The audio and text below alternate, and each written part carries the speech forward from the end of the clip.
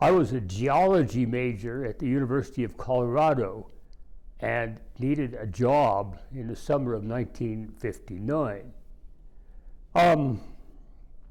I consulted with somebody at Mesa Verde National Park about a job, and I ended up working on the Weathero Mesa Archaeological Survey with Al Hayes in the summer of 1959.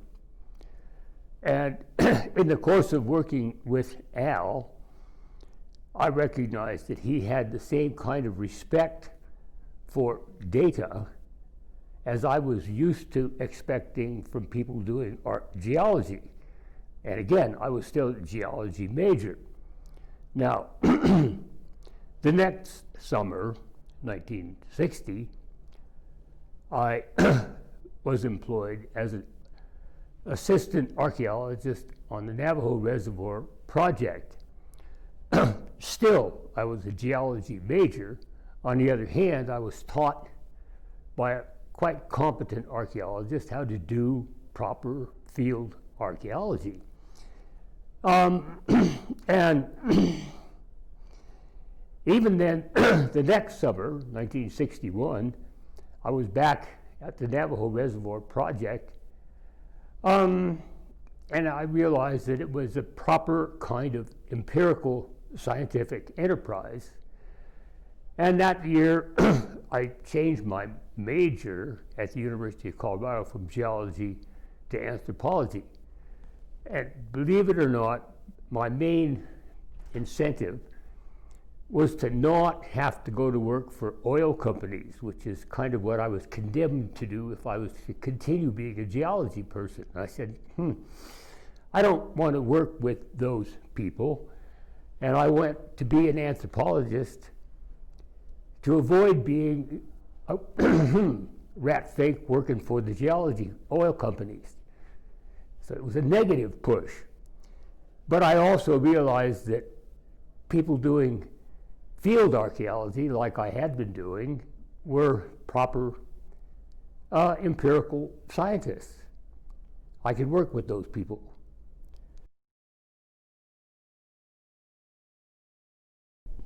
I was first interested in archaeology when I was very young. We had a great natural history book that talked about findings of the caves in Europe with the artwork and the people living in caves in Paleolithic times. And I also grew up on a ranch and wheat farm in Montana, and we had teepee rings and on the pastures, and grew up where there are a lot of Indian tribes, so I had a very early interest in learning about all of that.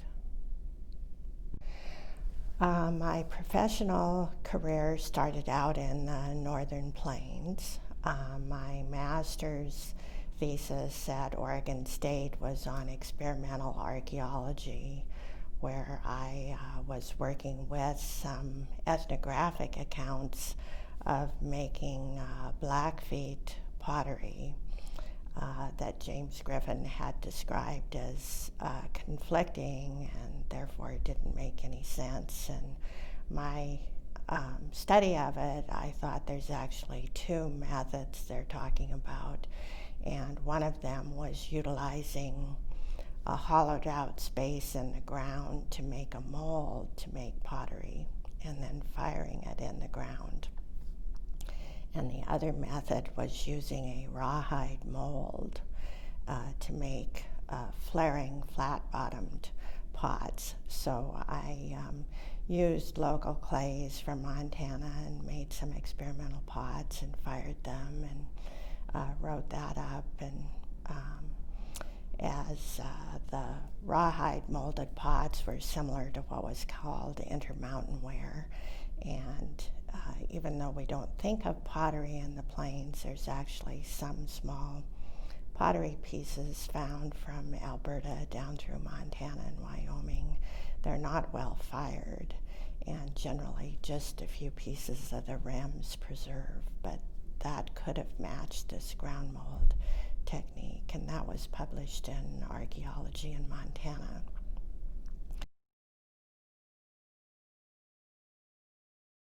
I remember as a kid, reading a one-volume copy of H.G. Wells' History of the World, that talked about the Neanderthals and so forth.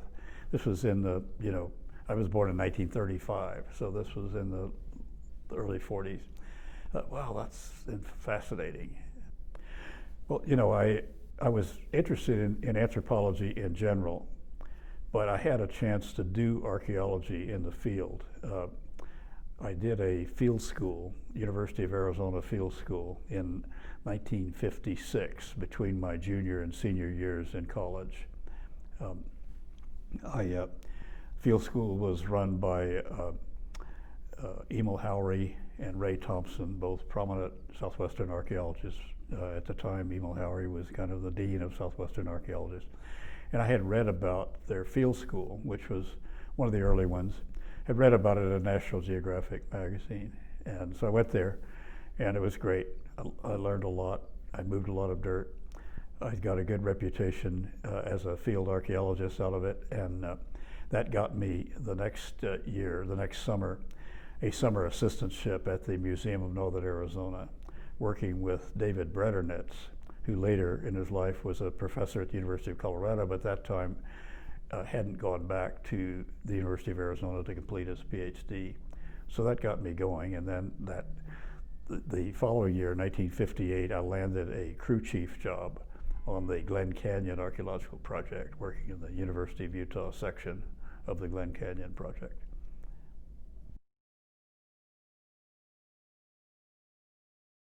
Well, I've had two lives. My first half of my life was as a wife of an airline fighter pilot. And we spent a lot of time in Micronesia. And I hadn't finished my degree. I got married at 19. And when I decided to go back to school, I'd become so interested in Micronesia that I thought I'd study anthropology. And so I finished my bachelor's degree doing that, and I loved it. I absolutely loved it. But a friend of mine, right after I finished my degree, a friend of mine who was going to go to graduate school with me said, "Have you ever been to an archaeological site?" I said, "No." He said, "Why don't you come and visit? We're digging at Back Bay, Newport Beach." I thought, "Oh, that sounds like fun." And I walked on that site, and an energy came up through my feet. It's really even hard to describe. That was it. That's what I wanted to do for the rest of my life. One night, Dave and his wife and I were having Chinese food in the Rex Cafe in Tonopah, and he said, "You're in Southern California, and there was a woman back in the 30s who worked out here, and she was really an interesting person. She was a professional archaeologist, worked with her husband, and ran an interdisciplinary project at Pleistocene Lake Tonopah. She wrote 2 pages on it that began somewhere west of the Rockies, and she made a big collection out here, and we don't know where it is. And you think you're such a hotshot little archaeologist, why don't you go find it?" I said, "Sure, I can do that." So I went back to Southern California and assumed that, since she published in the Master Key, that it was at the Southwest Museum. But I did try to get hold of someone there, and they said no, they didn't have it. So I thought, what am I going to do? So I went back to Frank Fanenga, who seemed to know everything, and I told him about Betty Campbell and her collection. And he said, "Well, she lived out in 29 Palms. Why don't you go explore out there and see if maybe someone out there knows anything about the collection?" So I did, and I went to Joshua Tree National Monument, and it turns out she'd given her whole collection to them. So I wrote back to Dave and I said, "Hey, guess what? I did find it." He said, "That's great. Can you pack it up and send it to New York?" I said, no, sorry, can't do that." He said, "Well, why not?" I said, "Because I'm going to do it for my master's thesis. So if you want to find out about it, maybe you want to be on my committee." And he said, "I don't do that. I don't be on people's committees." And I said, "Well, too bad." So he was on my committee.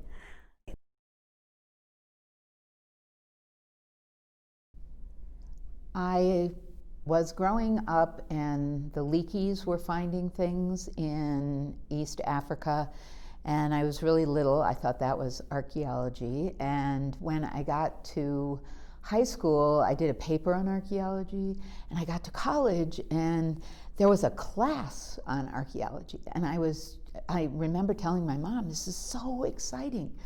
The class wasn't as exciting as I thought it would be, but I did hear about an excavation that summer, and my mom and dad said that I could go, and I took a geology class before I went on that field school and loved geology. Loved it a lot more than I liked archaeology. But I went to this archaeological field school and just fell in love with how we do archaeology. And then I realized that none of those archaeologists knew anything about geology.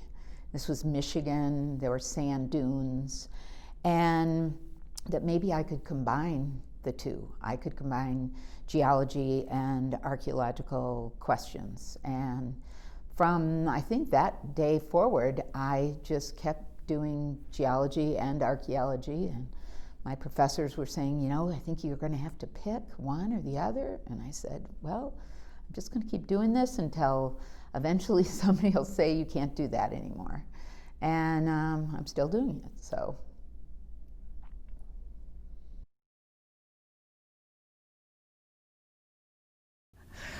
Well, when I was an undergraduate, I took a class on the archaeology of Peru to fill a requirement, and I told my mother and my father that I was interested in being an archaeologist. I thought that would be a really neat thing to do, and my mother told me, you'll never be able to get a job.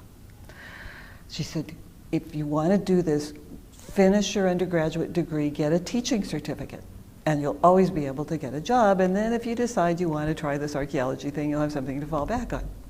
So I graduated from college in 1969 with a teaching certificate in secondary education and English, and it was the only teacher surplus we've ever had in this country, and I couldn't get a job.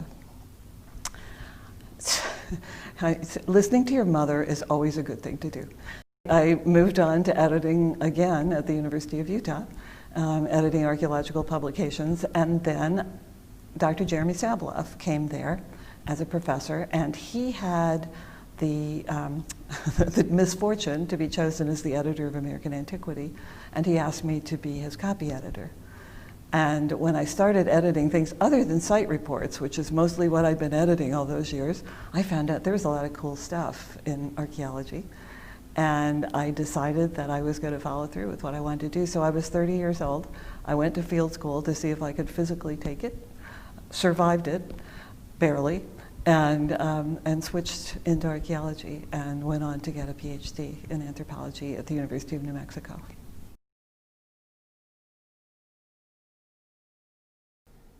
Well, I guess it started when I was probably in the 7th or 8th grade, mowing lawns for the school district in Sandpoint, Idaho. When I used to spend my lunch times in the libraries of the different schools, and I got interested in the books that were there about Roman and Egyptian things, and after that I went to the University of Idaho and discovered I had no talent at all to be an engineer.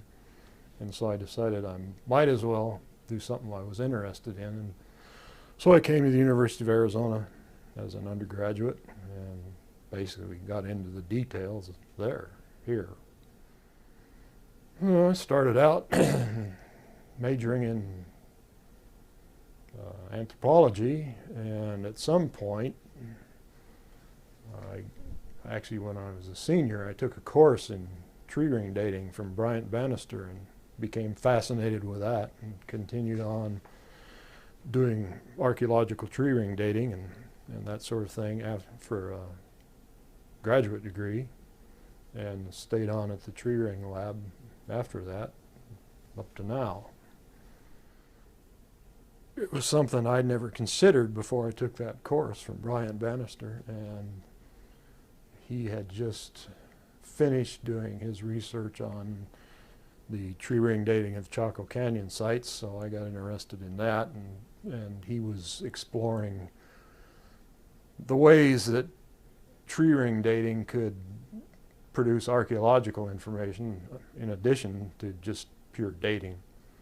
And so I got interested in that, and then the opportunity came up to go up to Navajo National Monument and work on Batatakan and Keat Seal in excruciating detail, both in terms of the archaeological data and the architectural data and the lots of tree ring dates from both sites.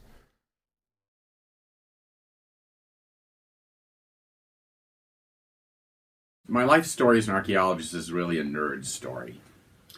I got interested in archaeology in 4th grade.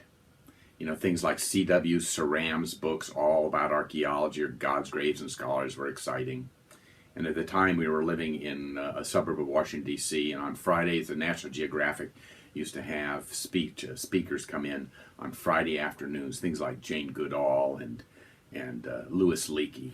And it was for 50 cents. Kids could go. My parents would pick me up. My mother would pick me up, and we'd drive down to Constitution Hall. And it was absolutely fascinating. That, and I remember 1959 seeing a little article in the newspaper on Zinjanthropus bozei, which just, I still have the article with a picture of the artist's reconstruction. It was just absolutely fascinating. So I got interested in archaeology early on in 4th grade. And then my long-suffering parents took me on an excavation with the Maryland Archaeological Society when I was in junior high at the Piscataway site across the Potomac from Mount Vernon. And that obviously helped cement my interest. Then we moved back to Colorado in high school, and I did some excavations there and with the Colorado Archaeological Society and some others, and it was really exciting. And so I got interested, and so I had a long interest in archaeology. It just fascinated the hell out of me. Okay. So I was interested in archaeology from 4th grade. And then my botany teacher in high school asked if I wanted to be her assistant, meaning I took care of the greenhouse. And I got really interested in plants. And so in 11th grade, I had an existential crisis. What am I going to do with my life? I told you it's really a nerd story. What do I do? Botany, archaeology. And then in 12th grade, believe it or not, in one of these civics classes where you had to write an essay about a career, I found out something called paleoethnobotany in 12th grade. And that combined the botany and combined the archaeology. And my existential crisis was over with. And that's what I've been doing ever since.